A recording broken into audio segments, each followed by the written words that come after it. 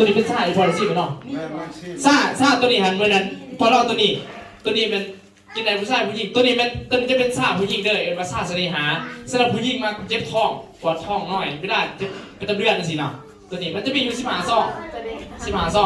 กินเรื่อยๆถ้าเขาซื้อทั่วไปราคามันถึงกี่กล่องนึง500 บาทเท่านั้นแต่ว่าเขาแนะนำว่าเขาขอสมาคมในกล่องใน2 อันเนี่ยราคา500 บาท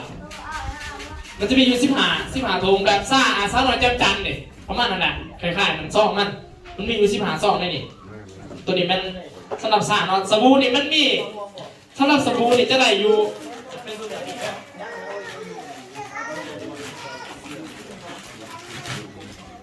สบู่มันจะได้อยู่4 ก้อนเนาะ4 ก้อนในราคาเกิดเป็นสมาคมสมาชิกแต่ตัวนี้นะคือเขาจะว่าตัวนี้มันเป็นสำหรับผู้หญิงเนาะเป็นว่าหลังชุดชนเลนผู้หญิงนะ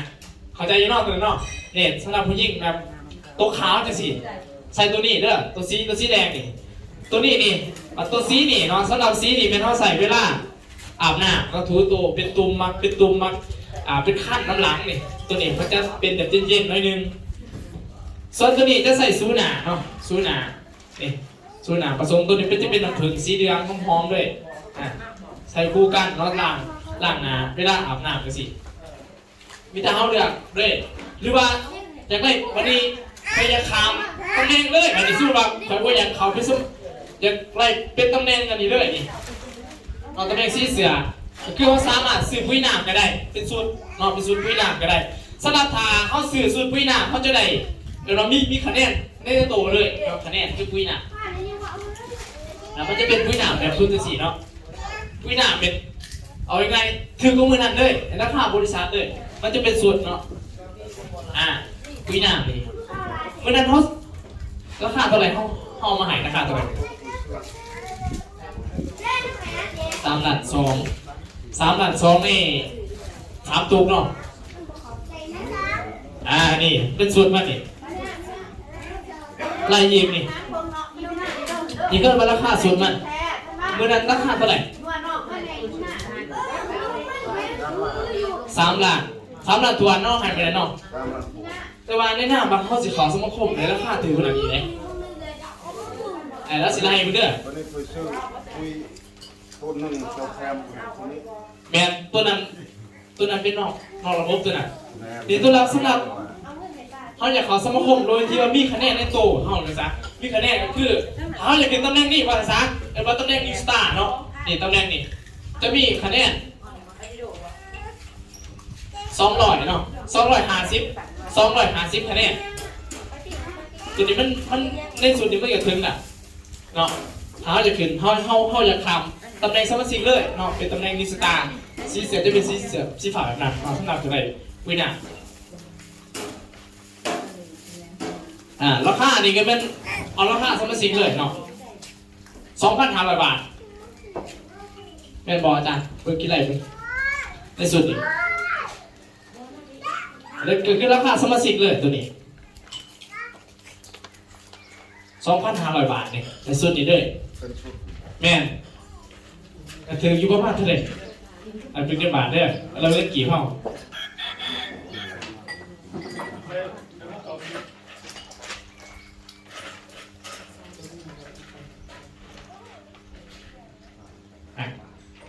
แต่ราคาในสูตรหนึ่งเลยราคา1,750,000ถามของสมาชิกกับสื่อมันตัวไรต่างกันบอกมันเท่าไหร่มัน3 ล้าน3 ล้านถ้าเงินทุนไทยเลยแต่ว่านี้เขาขอสมาคมดื้อกันเกือบจะเก่า2 เต่าอยู่เนาะถ้าเป็นสมาคมแต่ว่าขาเขาลงมันง่ายขาลงมันง่ายเขาคุยเขาจะพูดได้บอกสุดที่ท่านเลยในหน้าว่าเข้ามาเพื่อให้ประโยชน์ทุกทางเนาะให้ประโยชน์ด้วยจากเกิดมาจากลูกค้ากลายเป็นเขาในสมาคมเกิดมาสมาคมเดียวกันเนาะเป็นครอบครัวเดียวกันท่านว่าเนาะวิเมียนบอกในต้นนั่นเลยไปซื้อ13 ล้านมาเป็นเขาสังคมวิเมียนเนาะวิเมียนขาเขาเป็นสมาคมแล้วจากราคาในตัวนึงเขาถืออยู่13 ล้านเนาะจากไล่เป็น 18,000 บาทถืออยู่ประมาณเท่าไหร่ได้สิไรเห็นเพื่อนด้วยมันจะถึงลงแน่นอน18,000 บาท คูณ690ถึงอยู่12ล้าน4แสน3,000ในตัวหนึ่งถ้าเขาเข้าเป็นสมาคม ลดลงอีกก่อนนะครับ ลดลงอีก ใครอยู่ในขาย13หลังที่เขาขายก็2 ปกติเป็นเท่าไหร่เนี่ยฮะปกติเพราะว่าราคาปกติมันถึงอยู่600,000ถึง680,000ถึง700,000คนแหละ คนมาขายคนรู้แล้วแล้ว ที่เขาลงมาขาย600,000หานั่นเป็นการเปิดตลาดให้ลองขายซื้อก็คือเป็นราคาขายเป็นกระสอบก็คือราคาชุดแล้วตัวนี้ที่ว่าถ้าเขาเอาในราคาเปิดบินสมาคมไปในราคาไหนเลยต่อไปพอเขาสมาคมแล้วพอกันในราคาไหนเลยในส่วนหนึ่ง10%จ่าย3 ล้านแล้วซะเสียใจก็ล้านป้ายเท่านั้นนะ เอาช่องโหว่มันที่สุด มีแต่เขาสิเลือกตัวไหนกันแต่ในการสมัครมียังแน่บ่นี่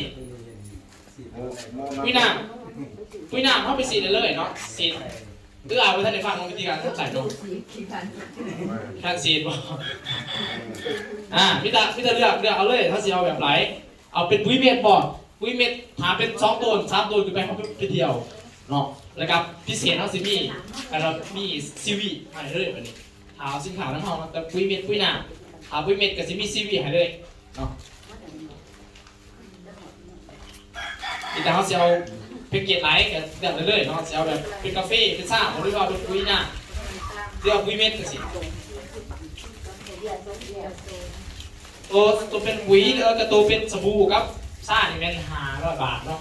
แต่ก็มา300,000 บาทตามเด็กนึงแต่สินค้าอะไรเขาก็เลยเขาเป็นสมาคมเลยเนาะ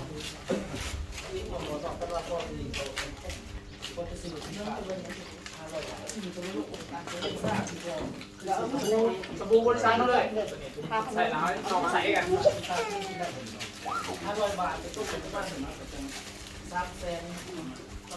สมาร์ทพิตาถ้าสมาร์ทพิตาเอาสมนูฟองอ่ะ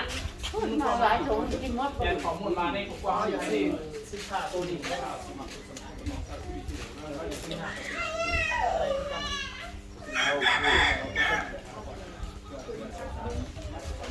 ใช่ทำเลยเด้อเอาว่าเอาสินค้าแล้วเอาสินค้าแล้วปุ๊บเราซื้อสินค้าสูงของสินค้าบริษัทมันเป็นอะไรราคาสูงไม่พอเอาสูงเดี๋ยวใส่กล่องไก่ครับ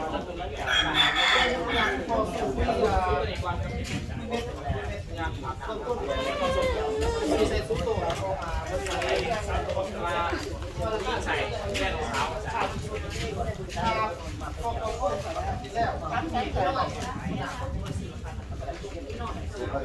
ยังทำเลยเด้อทำเลยเด้อ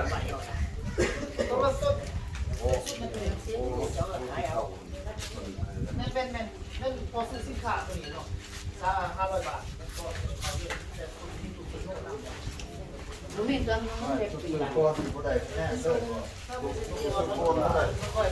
มาได้ครับซื้อมาดูต้องไปซื้อมาดู สมาคมแล้ว สามารถใส่ถุงไหนเก็บตังค์แล้วก็เข้าไปเลยก็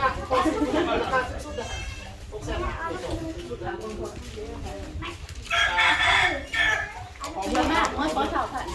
ตีสาวเหรอผมก่อนเลยนะเจ้าเองหาพัดบุกไว้เราชมน้องผู้แต่เจ้าคนเลยจ้า เข้าไปแล้วก็กรอกจะเข้าสมาร์ทเลย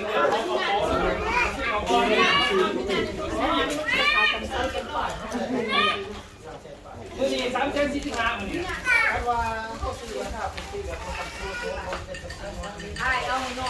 หามันเอาให้ไม่น่าเนี่ยไว้แบบเจ้าไว้เอาให้น้องเขานึงล่ะ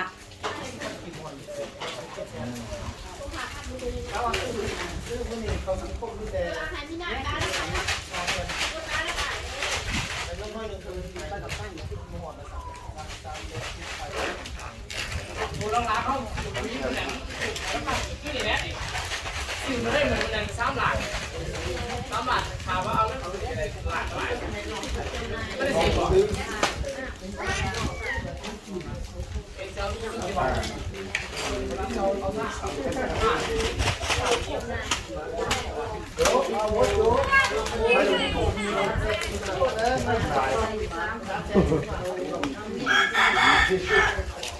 มาเพื่อนกันไปนี่ก่อน จริงๆเอาไปใช้ ไปดีเริ่มกินเลยผู้ปองก็ไม่รอจ้ะแม่แต่ที่นี่ผู้ปองที่น้องมันเลย โอ้ยจะติด ก็คือเขาเขาตัว บ้านคนนี้น้องผู้ด่าของมือ อ่านเอาบ่ จะไม่ได้ซื้อราคาเทียนเราร้านซื้อแล้วก็ได้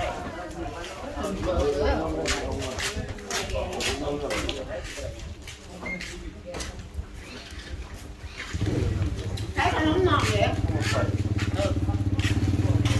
บ่เผาไข่ของมันโอ้ยตอนนั้น โอ้ยแม่งจะมาซ่าเอาคือโอ้เป็นมือว่า ในโง่เป็นราคาที่ขายของแพงอร่อยเนี่ยเพราะว่าเมื่อนี้เป็นนักสมาคมพุ่มถ้าเอาสื่อเป็นสินค้าเป็นตู้ถ้าเขาแลกกันจะได้ราคา30มื้อ หักสมัคร ผมไม่ว่าบ่แม่นว่าเสียเงินซื้อสินค้าซื้อสินค้า มีแต่นักเล่นราคา500 บาท แน่ แม่นเลยเขาอันนี้เลย เขาสังคมเลยมื้อนี้เนาะคือนี่ก็จะเราต้องข้อมูลกันเอาคนละสอง วันนี้ไม่ว่ากันเขาสมาคมแบบนี้สมมติว่าถ้าถือคุยกันราคารูปบ่ แม่นตัว เมื่ เดียว อ เป็น คือ แปด คุย จากปกติ นี่เนาะ ซื้อตัวหนึ่ง3หลักแล้วสิเหลืออยู่ที่2หลักไป แต่ว่าสมัครคือมี500ก่อน แม่น แม่ เริ่มต้นเป็นตัวนี้เนาะซื้อสินค้าซื้อสินค้าชุดนี้แม่น500 บาท500 บาทถึง300,000ดู ฟงนึงมันได้บัว และมื้อหน้าสมมุติว่าคือซื้อปุ๋ยเนาะอาจารย์เนาะเราซื้อปุ๋ยต้นนึงเราจะบ่ได้ซื้อราคา13หลักซื้อราคา